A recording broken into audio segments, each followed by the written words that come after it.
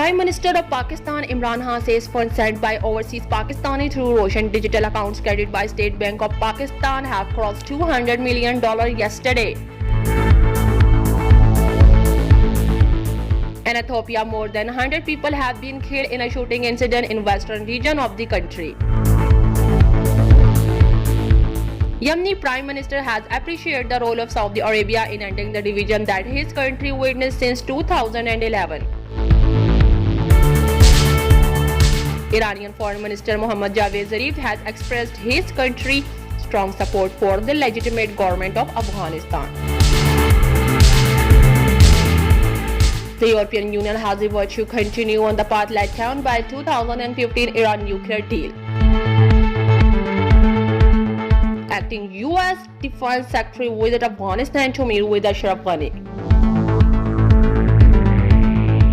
Virus dampens holiday worldwide as vacation gathers speed. Russia reports record COVID-19 cases and deaths.